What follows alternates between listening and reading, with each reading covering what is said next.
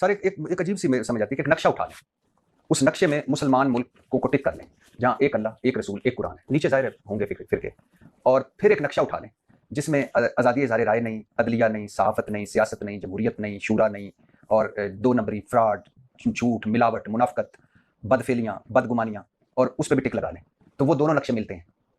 یعنی آج آپ یورپ اور مغرب کو دیکھیں, بہت برائیاں ہیں, کوئی آئیڈیل معاشرے نہیں ہے, لیکن وہ کہاں ہیں؟ علم میں, سائنس میں, ٹیکنالوجی میں.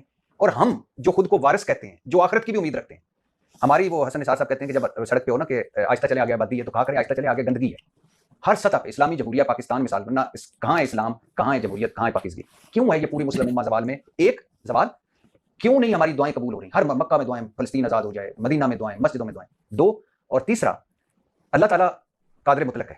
جو کچھ ہو رہا ہے, یعنی بچے غزہ میں کیا کیا نہیں ہوا, کتنے نیک ہوں گے, پاک باز ہوں گے, اللہ کی قدرت, اور یہ ہم سارے مل کر نہیں بچا سکے.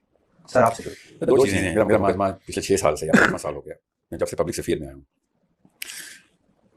قرآن کو ری پوزیشن کرنا بہت ضروری ہے. اوریجنل پوزیشن اللہ کے نبی صلی اللہ علیہ وسلم نے جس طریقے سے قرآن صحابہ کو دیا تھا اس طریقے سے پوزیشن کرنا, ہم نے وہ پوزیشن ہٹا دی.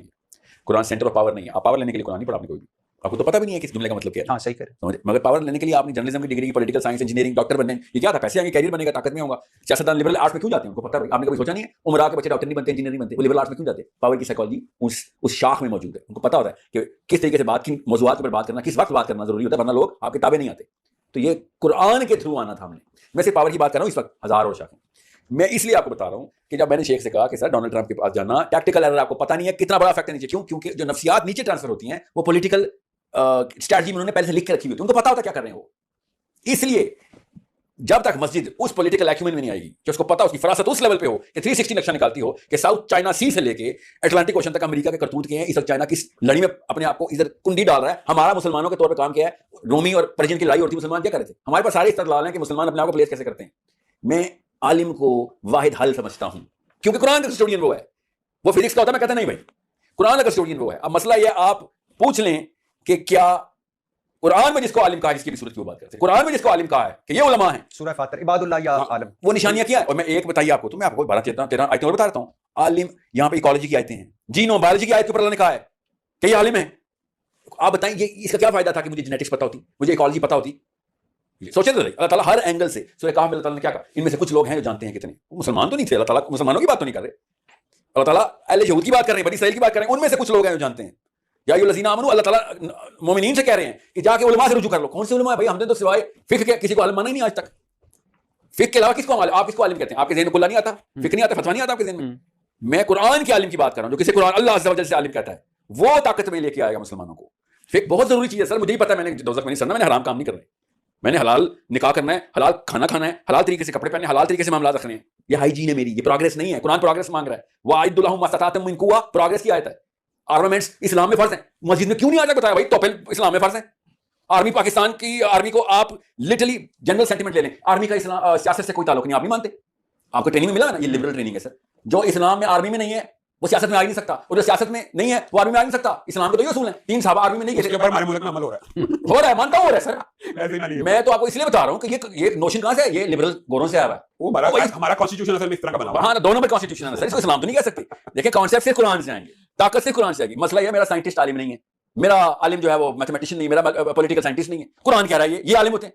ہم نے کہا نہیں جی فتویٰ دینے والا حرام حلال پانچی پر کرنے والا عالم ہوتا ہے, اور قرآن کی مانوں یا پاکستان کی مانوں, اس کے اندر کچھ اتنی سی بات میں ایڈ کرنا چاہتا ہوں بڑی صاحب. جی دعائیں قبول کیوں اس لیے نہیں ہوتی سر. اللہ تعالیٰ ان اللہ لا یغیر ما بکم حتی یغیروا ما بانفسہم, او بھائی اللہ کی کتاب کے اوپر اپنے آپ کو ریپوزیشن کروانا کیوں لگا؟ اللہ تعالیٰ ہمارا مالک ہے, نعوذ باللہ ہمارا نوکر نہیں ہے, یہ اللہ مجھے دے تو اللہ دے دے. تو یہ بات نہ کیا کریں یار, یہ غلط آپ کہتے ہیں, جملہ صحیح نہیں ہے, اس کی اصلاح کریں, کچھ اچھا فریز بنائیں. ہاں چلیں رجوع کرتا ہوں. اللہ تعالیٰ ہمارے حکم کے تابع نہیں ہے, ہم اللہ کے حکم کے تابع, ہم اللہ کے در کے مانگتے ہیں. اللہ تعالیٰ نے وعدے کیے قرآن میں, یہ سب آیتوں کی بھی تو نکل اذا سألک عبادی انی فإنی قریب اجیب دعوۃ الداعی اذا دعان. مگر ہر دعا کرنے والی کی سنتا ہوں. آپ یہ کہتے ہیں کہ اللہ سنتا نہیں ہے نا, سنتے ہیں سر, مانتا اللہ نے کہا مانوں گا, اللہ نوکر تو نہیں ہے جو مانے نا, سنتا تو ہے اللہ. اللہ نے کہا ان اللہ لا یغیر, اللہ نے اصول بتا دیے. دیکھیں اجیب دعوۃ الداعی اذا دعان, میں ہر پکارنے والے کی پکار سنتا ہوں. لیکن سر ہماری پکار ماننے والے لفظ نہیں ہے. میں ایک بات بتا, 1-2 باتوں میں ان کی بہت سی باتوں سے مجھے اتفاق ہے, لیکن 1-2 جزوی میں چاہتا ہوں کہ اگر ہو جائے کنٹریبیوشن شاید اصلاح بھی ہو. سر میرا جملہ پورا کیجیے. دیکھیں میں پہلے دن سے مسجد کے, جب یہ فلسطین شروع ہوا تھا تو میں نے کہا تھا مسجد میں سولوشن ہے.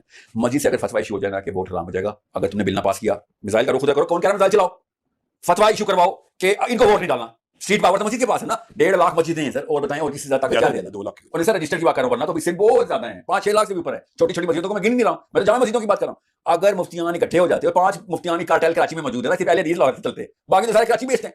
आपको प्रेशर डालना था कि भाई शहबाज शरीफ साहब वोट डालना तेरे पे, किसी भी हराम हो जाएगा अगर तूने बिल ना पास करा। इन्होंने खुदा की कसम वोट के पीछे वो बिल पास करा देने हैं जिनका आप सोच भी नहीं सकते। ये तो फिर इस्लाम का बिल था।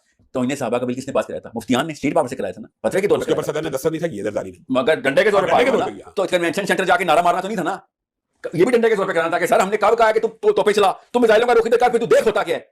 ये वाले वाकयात नहीं हो रहे थे अफगानिस्तान जैसा या इंडिया जैसा। ये तो इंडिया तो पिस्सू है, इसकी तो कोई औकात ही नहीं है सर। अगर हमने मिसाइल उस वक्त फतवे के थ्रू कर दिए होते, पब्लिक मैंडेट पे, नेगोशिएशन किसी और लेवल पे हो रही होती। इस वक्त ईरान किसी और ही लेवल के ऊपर लड़ाई कर रहा होता, अमेरिका बहुत बैकफुट पे होना था।